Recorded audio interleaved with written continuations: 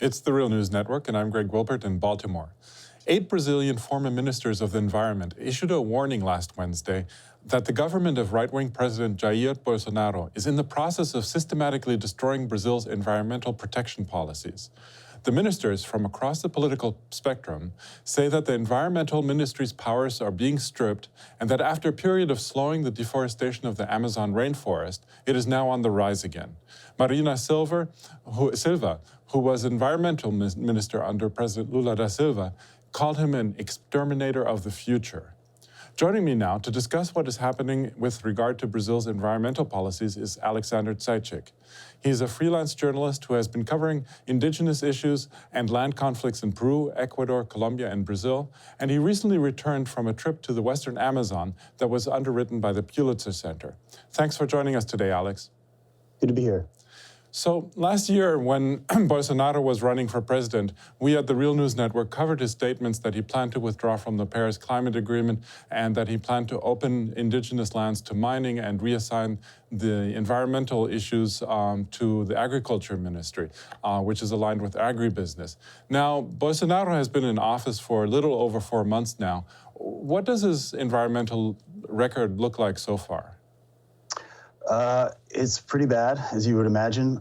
There has been some pushback on some aspects of like the withdrawal from the Paris Accord, which haven't gone through yet, but there has been a trickle-down effect where even before you get to the actual policies and the agency reorganizations that he's been undertaking, where you have this massive wave of illegal incursions throughout the Amazon onto formerly protected lands by loggers, miners, agribusiness interests who are emboldened by the rhetoric coming out of the government where they just feel like the laws won't be enforced. And in fact, that is exactly what's happening. The agencies that have been empowered to protect what's left of the Brazilian Amazon, and again, we've already lost a fifth of it, are being held back. They're being defunded. They're being reshuffled, put under hostile ministers. The Environmental Protection Agency, IBAMA, I think it's the exact number is something around a quarter, has been cut from its funds. The Conservation Agency, ICMBio, is being staffed by right-wing police officers from Sao Paulo.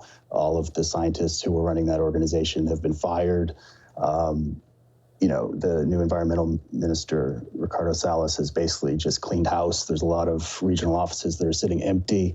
And then that's before you even get to the Indian agency, FUNAI, which obviously plays a hugely important role in helping Brazil's indigenous groups protect their lands, which account for no less than a quarter of the Brazilian Amazon. And they are operating at something like 10% of their funding right now. 90% has been withheld since Bolsonaro came into office.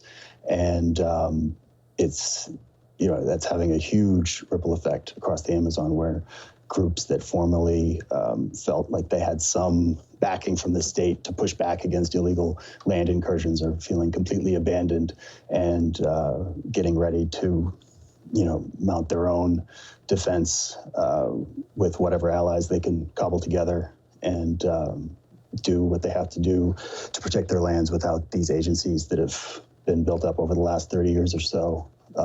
Since the return of civilian government, which are being systematically dismantled pretty much across the board. Now, I understand in one of the more recent developments, the government is planning on replacing a kind of independent panel of experts, of over 160 experts, I believe it is, with a more politically appointed, much smaller group. Can you talk about that? What does that panel do, and what would that change imply for the environment in Brazil? Yeah, I mean, pretty much all of the scientific boards are being replaced with agribusiness hacks and the politicians from the ruralista bench. And, any respect, it's sort of an echo of what's happening in the U.S., where the scientific community is sort of seen as a hostile force working against the development of the Brazilian economy and this sort of, authoritarian vision of development in the Amazon, which goes way back. It's worth mentioning that this precedes Bolsonaro. It precedes the military junta that he is nostalgic for, that ran the country during the 60s, 70s, and 80s. I mean, it's a long strain in Brazilian history to sort of see the Amazon as this wild territory that has to be settled and populated with quote unquote real Brazilians, both as part of some modernization drive, but also as a geopolitical imperative. There's this paranoia that the Amazon will be taken over by Brazil's neighbors, that it will be somehow internationalized as some sort of commons because it's so crucial to the global climate. So it's being militarized, and you have sort of law and order sort of figures moving in where scientists and ecologists and conservationists used to provide crucial information to the government to manage the Amazon, which is 60% of the entire Amazon rainforest in Latin America. Now, how are Brazil's social movements, particularly the environmental and indigenous movements, reacting to Bolsonaro government's anti-preservation policies? What is happening in Brazil in this regard? Quite a lot.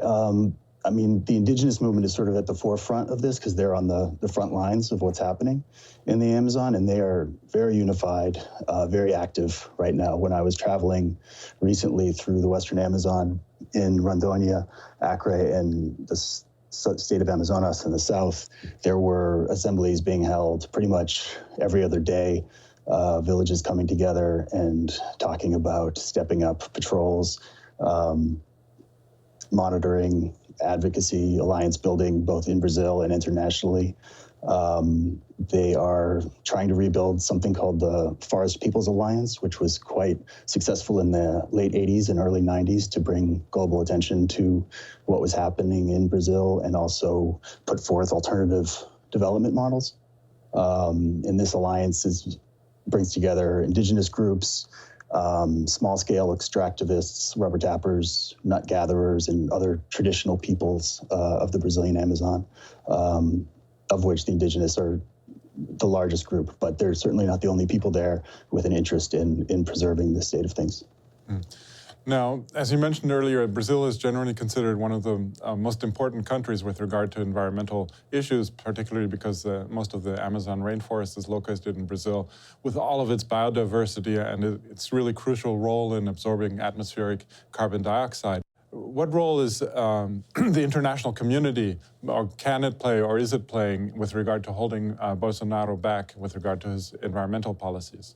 Yeah, the international community and international alliances are absolutely crucial, just as they were in the 90s when the soy moratorium and some of the logging efforts had a huge impact to slowing and ultimately stopping and reversing the runaway deforestation that had resulted from the policies of the military dictatorship period, which Bolsonaro is trying to replicate now, pretty much exactly.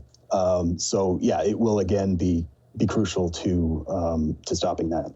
A lot of the indigenous leaders are going abroad, trying to raise the alarm about what's happening, and they're meeting with government officials. And the governments of Asia and Europe and North America are going to be crucial in making sure that another 20% of the forest is not destroyed by the policies that Bolsonaro is putting in place right now, because scientists tell us that another 20% risks triggering this feedback loop called dieback, in which the forest will simply collapse and its systems will no longer be able to sustain themselves. And there'll be a sort of domino effect of dry out and burns. And then you'll have this enormous release of carbon, as well as an absorption of heat that is now being reflected back into space. And of course, the huge, loss of biodiversity, which is just, we don't even really know how great it is because so little of the rainforest has been studied. Something like 1% of all of the plants of the Amazon have been studied. And from that 1%, we're getting, a quarter of our pharmaceutical products. So the potential there that would be lost would be as significant as the impact on the climate. Wow. Well, we're going to leave it there for now. I was speaking to Alex Zaitchik, freelance journalist. Thanks again, Alex, for having joined us today. Great, thank you. And thank you for joining the Real News Network.